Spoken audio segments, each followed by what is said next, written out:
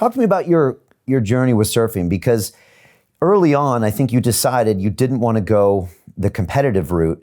And I think you had seen your dad kind of go down that way, and it just meant that, there was just a different standard, a different lifestyle, a different way of judging, whereas you kind of wanted to do it for the pursuit. Am I getting that right? And how would you explain that to someone who doesn't know the ins and outs of that culture? Well, I mean, I was fortunate enough to grow up at a time when the competitive aspect of surfing was kind of only one part of it. It hadn't really, it hadn't proliferated into the whole entire sport and really been the focus of it. And so there were people in surfing that were some of the best surfers in the world, but they weren't competitive surfers. They weren't surfing in contests. So, one guy would be the champion of the contest, but then there was maybe a guy that was this even better surfer that wasn't surfing competitively. He was just free surfing. And surfing kind of has a unique thing where we have an ability to kind of be artistic too. It's a sport, but you can still do like music or cooking. I mean, first of all, how do you judge music? How do you judge a chef? I mean, you have to sit there and be like, well, I like this food, I like that food, but there's, it's kind of confusing. And a little bit like gymnastics, there's some confusion in how do you determine a winner. I watched my step dad go through kind of some trials and tribulation he was an incredible free surfer, artistically one of the top surfers of his day, subject his performance into competitive kind of format and suffer kind of some, suffer from that, and be confused by, maybe you surf the best you've ever surfed and everybody says, yeah, that was great, you won. And then the other guy wins by 0.5 because he, needs to be the world champ and who knows what. I mean, it's the sponsors, the thing. I mean, there's so many factors. And, I think I had such a competitive nature anyway, that my nature to be competitive was such that it brought out the worst in me. It made me like I would have been better in rugby or some other contact sport or something like that. Even though I was more individual, I did, maybe jujitsu or some other martial arts stuff or,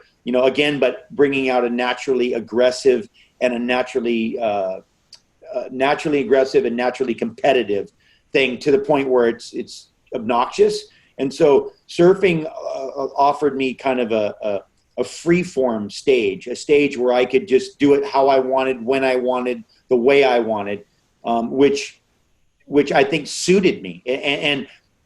And I liked the defining aspect of the danger because that really separated a lot of people. And then all of a sudden you're in a smaller group. And then if you're, and I looked at that as the apex. I looked at big wave riding as the apex. And so I subjected myself, when we were kids, we would surf in these little contests and it was great. And you'd win a t-shirt and then all of a sudden money started coming into it and some, other factors that made it not as like fun, like when you were a kid. And then that's when I separated, from it. And I vowed to try to, because it sounds kind of egotistical, but, as a little kid, I vowed to my whole thing was I want to be the best.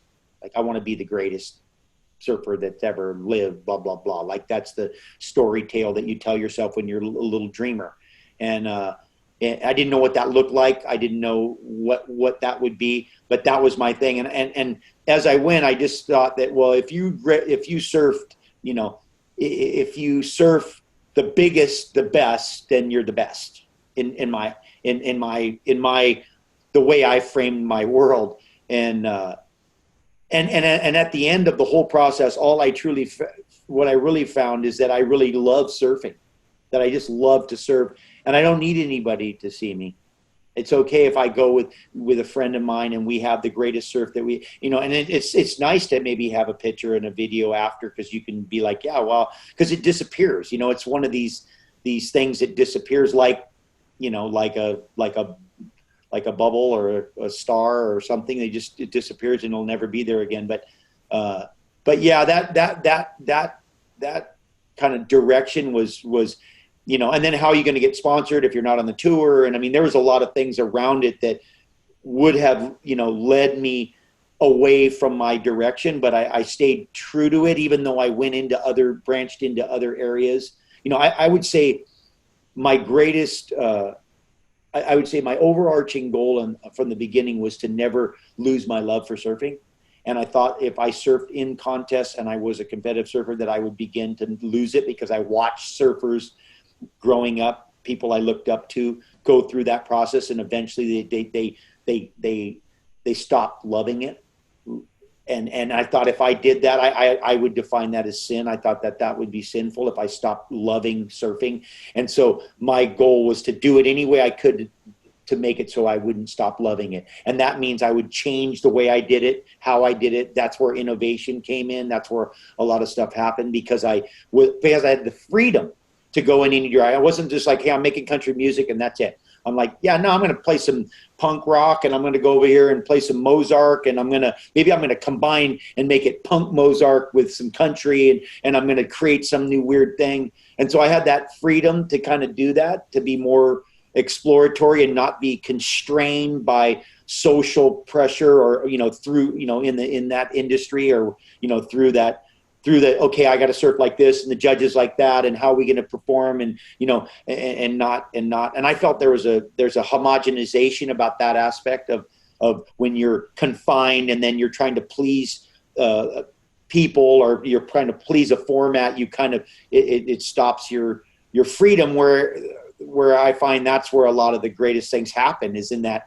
and it'll be in failure. Of course, when you're trying to do something different, there's a lot of failure in that.